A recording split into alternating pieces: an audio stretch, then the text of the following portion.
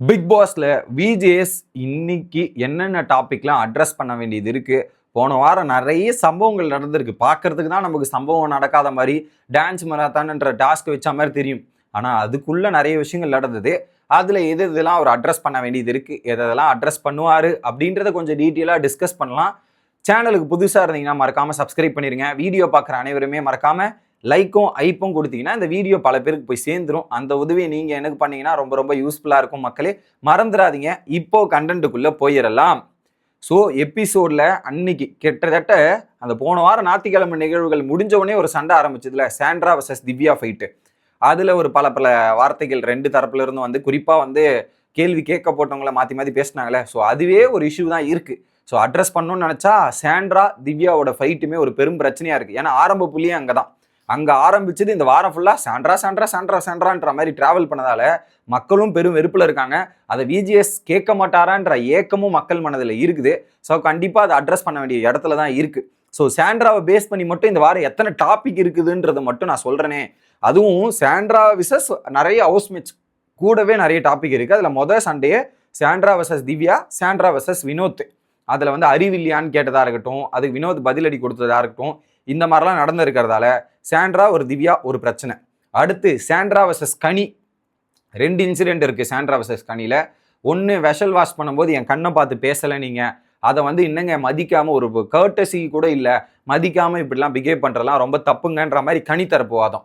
இன்னொரு பக்கம் சாண்ட்ரா தரப்போட வாதம் என்ன, சீ அப்படின்ற ஒரு வார்த்தையை பயன்படுத்துகிறாங்க. எப்படிங்க இவ்வளோலாம் கேவலமாக கீழ்த்தரமாக இந்த சீன்ற வார்த்தையை பயன்படுத்தலாம், இது பயன்படுத்துறதுலாம் ரொம்ப தப்புங்க அப்படின்ற மாதிரி அந்த இடத்துலயே வந்து ஒரு பெரிய பிரச்சனையாச்சுல. அந்த ஒரு இஷ்யூ இருக்கு. ஸோ கனி மற்றும் சாண்ட்ரால. அது மட்டும் இல்லாமல் கனி போயிட்டு பல வாட்டி முயற்சி பண்ணியிருக்காங்க சாண்ட்ரா கிட்ட பேசுவதற்காகவும், சாண்ட்ரா கிட்ட பல விஷயங்கள் தெரிய வைக்கிறதுக்காகவும் நிறைய விஷயங்கள் முயற்சி பண்ணியிருக்காங்க. அது எதுவுமே கனி ரெஸ்பான்ஸ் பண்ணல. சாண்ட்ரா ரெஸ்பான்ஸ் பண்ணல. அந்த ஒரு ஸ்பேஸே கொடுக்காம அவங்க ஒரு தனி உலகத்தில் டிராவல் பண்ணுறதாங்களே. ஸோ கண்டிப்பாக அதுவும் வரத்துக்கான வாய்ப்பு இருக்குது. மூணாவது இன்சிடென்ட் என்னன்னா கனியோட இஷ்யூலேயே என் குழந்தைங்களை வச்சு பாட்டு பாட்டிங்க, என் குழந்தைங்களை ஹர்ட் பண்ணுற மாதிரி அதை வச்சு என் சென்டிமெண்ட்டை இது பண்ணுற மாதிரி ஒரு பாட்டு பாட்டிங்க, இதெல்லாம் உங்களுக்கு ரொம்ப சீப்பாக இருக்குன்ற மாதிரி கனிக்கு எதிராக ஒரு அபாண்டமான ஒரு குற்றச்சாட்டு வச்சுருந்தாங்களே. ஸோ கண்டிப்பாக அந்த குற்றச்சாட்டு விஜிஎஸ் கேட்டு தான் ஆகணும். ஏன்னா நான் கேட்க வேண்டிய இடத்துல கண்டிப்பாக கேட்டே ஆவான்ற மாதிரி கனி சபதம்லாம் எடுத்திருந்தாங்க, சவால்லாம் விட்டுருந்தாங்க. ஸோ அந்த சபதமும் சவாலும் வீணாக போகக்கூடாதுல்ல, கண்டிப்பாக கேட்டு தானே ஆகணும். அது எப்படி கனி கேட்காம விடுவாங்க? ஸோ இதுக்கான பதிலடி கண்டிப்பாக வீக்கெண்டில் கிடைச்சாகணும். ஏன்னா அவங்க பண்ண தப்புனா ஓகே நான் அக்செப்ட் பண்ணி ஏற்றுக்கிறேன், பண்ணாத தப்புக்கு நான் எங்க பனிஷ்மெண்ட் அனுபவிக்கணும் அப்படின்றது தான் கனியோட நியாயம். ஸோ கண்டிப்பாக கனி அதை விட மாட்டாங்க. சாண்ட்ராவே அப்படின்னு அட்ரஸ் பண்ணாமல் இருந்தாலும் நான் அட்ரஸ் பண்ணாத விடுவேன்னா எனக்கு நியாயம் கிடைக்கும்லன்ற மாதிரி கனி வீக்கெண்டில் கண்டிப்பாக எடுப்பாங்க, மாற்று கருத்து இல்லை. அடுத்து சாண்ட்ராவோட சம்பவம் நாலாவது, Arora versus Sandra, Arora and Sabari. ஒரு பக்கம் சிரிச்சு பேசிட்டு அதுக்கப்புறம் வந்து சாண்ட்ரா வேக்கப் ஆகி வெளியே போயிட்டு கார்டன் ஏரியாவில் படுத்து தூங்கிட்டு, எப்படி வேக்கப் ஆகிட்டு கார்டன் ஏரியாவில் போய் படுத்து தூங்கிட்டு அதுக்கப்புறம் வந்து நீங்கள் 1.5 வாரமாக என்னை இப்படி பண்ணுறதுக்காக தான் பண்ணீங்க, அப்படி பண்ணீங்கன்ற மாதிரி என்னை வெளியே தூங்குறது தானே உங்களோட இன்டென்ஷன்ற மாதிரி பல விஷயங்கள் நடந்தது. அதுக்கப்புறம் சாண்ட்ராவோட ரியாக்ஷன், சபரி சாரி கேட்டு மன்னிப்பு கேட்டது, கேப்டன் வந்து அட்ரஸ் பண்ணி நிறைய விஷயங்கள் நடந்துச்சு. அதில் யாருடைய சாரியும் அவங்க அக்செப்ட் பண்ணி ஏற்றுக்கிற மாதிரி இல்லை, யாரையும் மன்னிக்கிற மாதிரி கிடையாது. எப்படி யாரையும் மன்னிக்கிற மாதிரி கிடையாது. கேப்டன் வந்து கேட்டுமே அதுக்கு ரெஸ்பான்ஸ் ஒழுங்காக கொடுக்கல. கண்டிப்பாக இந்த இடத்துல அரோராக்கும் சபரிக்கும் ஒரு அடி வாங்க போகுது. ஏன்னா தூங்குறாங்களே அந்நேரத்துக்கு இடம் போய் ஃபன் பண்ணுவீங்கன்ற மாதிரி விஜிஎஸ் வந்து சாண்ட்ராக்கு சப்போர்ட் பண்ணி அந்த இடத்துல இவங்க ரெண்டு பேரும் அடிக்கிறதுக்கான வாய்ப்பு இருக்குது. அதுக்கு பிரகாசமான வாய்ப்புகள் எனக்கு தெரிகிறதுன்றது பார்க்குறேன். ஆனால் இன்னொரு பக்கம் சாண்ட்ரா பண்ணுறதும் ரொம்ப தப்பு தான். ஏன்னா அவங்க நிறைய விஷயங்கள் பண்ணிட்டு அடுத்தவங்க மேலே ஈஸியாக அலிகேஷனும் குற்றச்சாட்டை வச்சுட்டு போயிடுறாங்க. பாதிக்கப்படுறது அவங்க தான், இவங்க வேற மாதிரி ஒரு ப்ரொஜெக்ஷன் கொடுத்துட்றாங்க. அது ரொம்ப தப்பு. இது ஒன்று. அடுத்து இன்னொரு பக்கம் டாஸ்க் ஆக்டிவிட்டீஸில் போவோம். Vinod versus F. அந்த டாஸ்க் ஆக்டிவிட்டீஸ் 1 hour எபிசோடில் வரலன்றதால விஜிஎஸ் அட்ரஸ் பண்ண மாட்டார். வர்ற விஷயத்தையே அட்ரஸ் பண்ண மாட்டார். இது 1 hourல வேற காட்டப்படலைன்றதால அதை அட்ரஸ் பண்ண மாட்டாங்க. பட் அது ஒரு இஷ்யூவாக கேப்டன்சியில் வரும். அது என்னன்றது அப்போ பார்ப்போம். ஸோ எஃப்ஜே விசஸ் வினோத்தோட டாப்பிக்கு வீக்கெண்ட் எபிசோடில் எடுத்துகிட்டே வரமாட்டாங்கன்ற மாதிரி எனக்கு ஆணித்தனமாக தெரிகிறது. இது ஒரு பக்கம். அடுத்து டான்ஸ் மராத்தன் 2.0. அதில் 2 கிரைட்டீரியா, 2 விதமாக டாஸ்க் நடந்துச்சு. ஒன்று clock task, dance clock. So அந்த டான்ஸ் கிளாக்ல பல சம்பவங்கள் மீன்ஸ் பல பேர் பல விதமாக டிஸ்டர்பன்ஸ் பண்ணாங்க. அதில் ஃபோக்கஸோட ஒரு டீம் கேம் விளையாடிச்சு.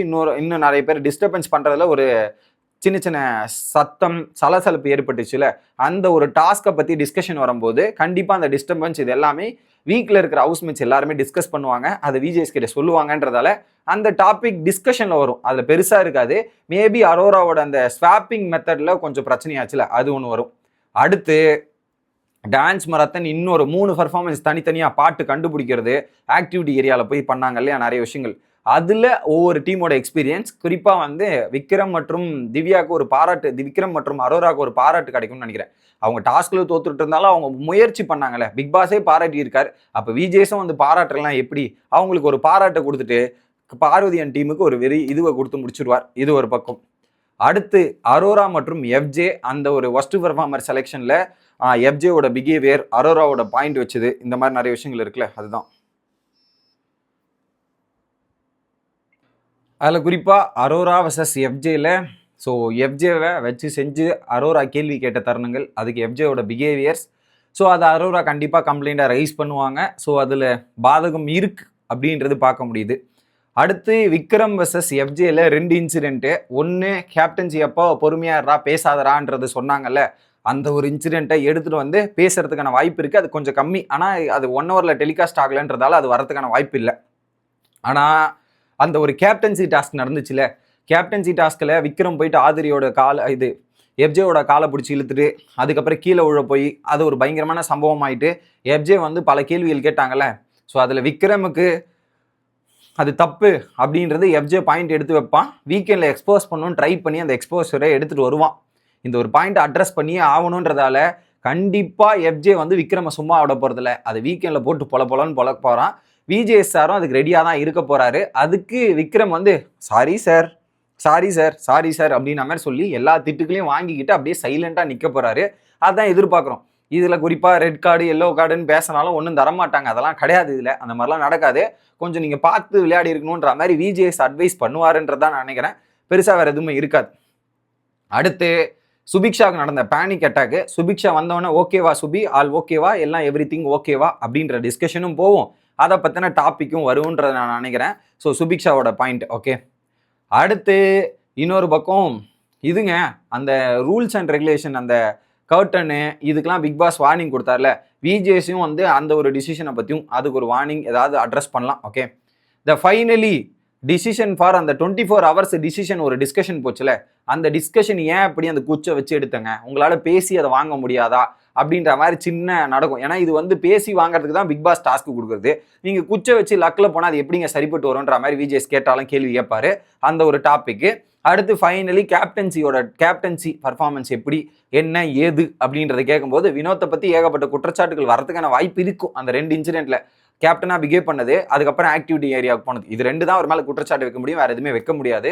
அடுத்து வினோத்தை பிளான் பண்ணி அமிச்சாங்கன்ற மாதிரி வினோத்தை கம்ப்ளைண்ட் வைப்பார். அதெல்லாம் டிஸ்கஸ் பண்ணப்படுறாங்களா அப்படின்றத வெயிட் பண்ணி பார்ப்போம். ஃபைனலி எவிக்ஷன் நடக்க போகுது. இதுதான் வீக்கெண்டில் அட்ரஸ் பண்ண வேண்டிய டாபிக். அடுத்த வீடியோவில் வந்து சந்திக்கிறேன். Bye guys.